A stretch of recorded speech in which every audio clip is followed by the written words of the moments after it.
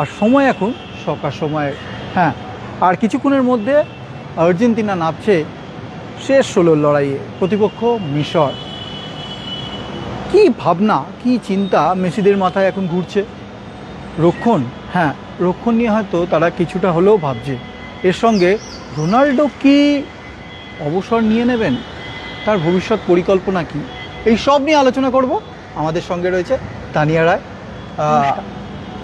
আমাদেরই সতীর্থ। তানিয়া, প্রথমেই আমি জানতে চাইবো যে আর কিছুক্ষণের মধ্যেই কিন্তু আর্জেন্টিনা মাঠে নামবে, মেসির আর মাঠে নামতে চলেছে। অনেক প্রত্যাশা আর্জেন্টিনা ফ্যানদের, ডিফেন্ডিং চ্যাম্পিয়ন, ওরা অনেক প্রত্যাশা। কিন্তু মোহাম্মদ সালাদের বিরুদ্ধে নামার আগে মেসিদের মাথায় কি রয়েছে, কি চিন্তা? দেখো, একটা আর্জেন্টিনার আগের ম্যাচগুলো থেকে যেটা দেখা গেছিল, আর্জেন্টিনা মেসি গোল করছে, জিতে যাচ্ছে, সব ঠিক আছে। আর্জেন্টিনার ডিফেন্স নিয়ে কিন্তু কিছুটা সমস্যা রয়েছে, যেটা দেখা যাচ্ছে। এবার মিশর কিন্তু সহজে ছেড়ে দেওয়ার পাত্র নয়। মিশর এই প্রথমবার তারা নকআউটে উঠেছে। এর আগে অবধি যবে থেকে বিশ্বকাপ শুরু হয়েছে তবে থেকে ওরা মিশর খেললেও তারা কিন্তু গ্রুপ স্টেজের পর পার করতে পারেনি। এই ফার্স্ট টাইম তারা নকআউটে খেলছে। এই নকআউটের প্রথম ম্যাচ, মানে শেষ 32 ম্যাচ, রাউন্ড 32 ম্যাচ ওরা জিতেছে, জিতেই ইতিহাস করেছে। ইতিহাস করে ওরা শেষ 16তে এসেছে। এবার ওদের কাছে তো মানে যেটাই লিখবে সেটাই ইতিহাস। হ্যাঁ, যা লিখবে সেটাই এখন ইতিহাস। শুধু ইতিহাস নয়, ওরা চাইবে এটাকে একটা আরো ভালো জায়গায় নিয়ে যেতে। অবশ্যই আর্জেন্টিনা মেসি দুর্দান্ত ফর্মে আছে, গোল করছে, গোল করাচ্ছে। মেসি কিন্তু খেলাটা পরিচালনা করছে, মানে একটা ক্যাপ্টেন যে কাজটা করা দরকার মেসি কিন্তু সেটাই করছে।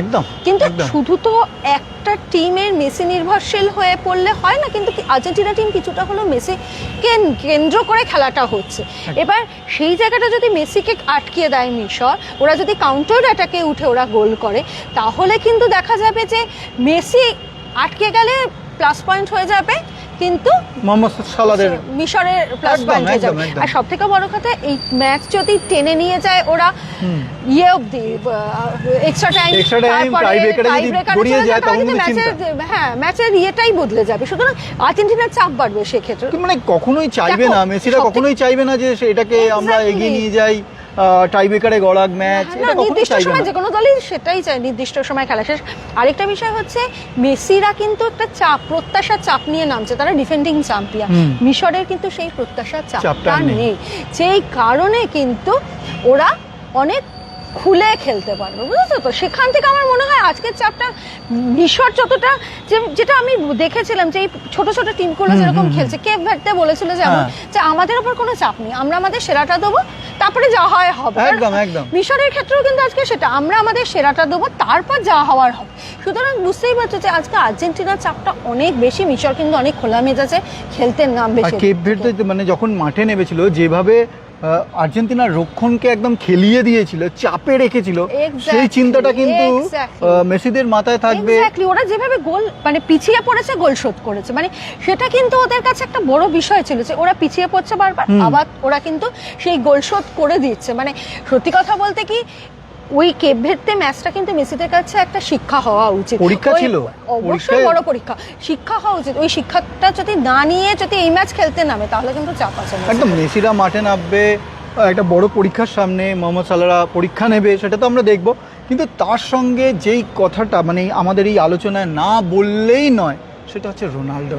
একদম, রোনাল্ডোর এই ছিটকে যাওয়া, মানে মেসি নামার আগে রোনাল্ডোর এই ছিটকে যাওয়া একটা কিন্তু আর্জেন্টিনা ফ্যানদের মধ্যে বা ফুটবল বিশেষজ্ঞদের মধ্যেও একটা চিন্তার যে অঘটন ঘটবে না তো।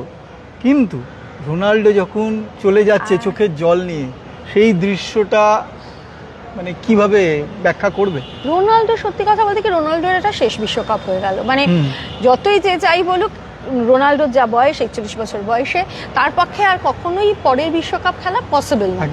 কিন্তু সবচেয়ে বড় প্রশ্ন হচ্ছে, রোনাল্ডো কি আরো খেলা চালিয়ে যাবে পর্তুগালের জার্সিতে? কারণ রোনাল্ডো যে ফর্মটা এবার দেখা গেছে, রোনাল্ডো কিন্তু সেই ছন্দে নেই।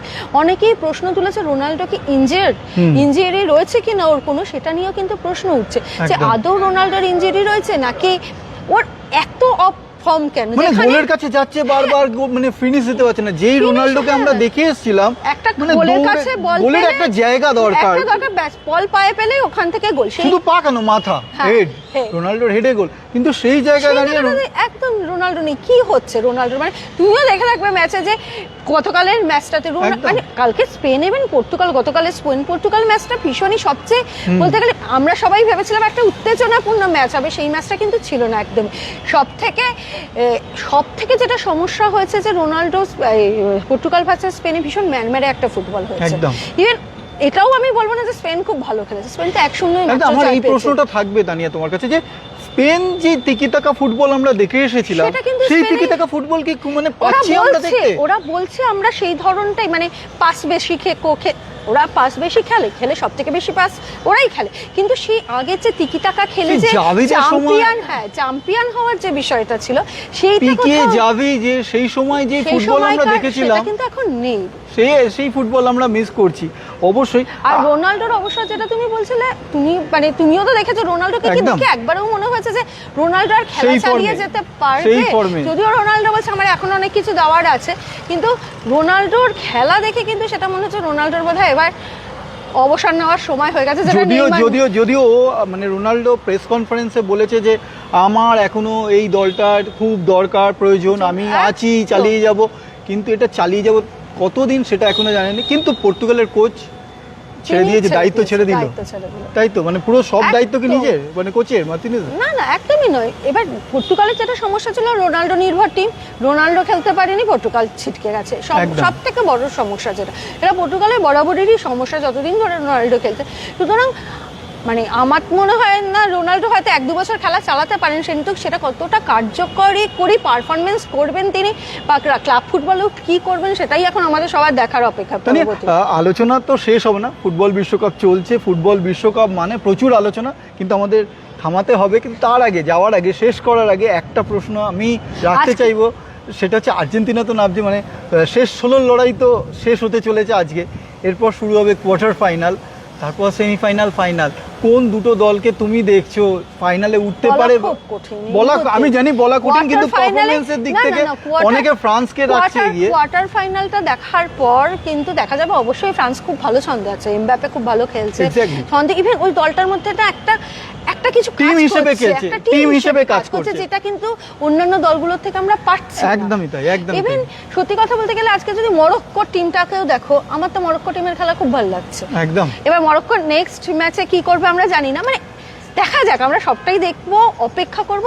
তবে একটা কথা, আজকে কিন্তু আরেকটা ভালো ম্যাচ হবে, সেটা হচ্ছে আজকে না, মানে আগামীকাল, সুইজারল্যান্ড আর কলম্বিয়া, ওই ম্যাচটার দিকে সবাইকে কিন্তু নজর রাখতেই হবে। এই ম্যাচটা কিন্তু কলম্বিয়া, সুইজারল্যান্ডও ভালো খেলছে, ভালো ফর্মে রয়েছে, এই ম্যাচটাও কিন্তু সবাইকে দেখতে হবে। অর্থাৎ শুধু আর্জেন্টিনা নয়, সুইজারল্যান্ড কলম্বিয়া ম্যাচের দিকেও আমাদের নজর থাকবে। আর ফুটবলের সব খুঁটিনাটি, সব তথ্য নিয়ে, সব খবর নিয়ে আমরা আসছি সকাল সময়ে, আপনারা সঙ্গে থাকুন। আপাতত এইটুকু, আর আর্জেন্টিনা ম্যাচের পরে আমরা কিন্তু আবার ফিরছি।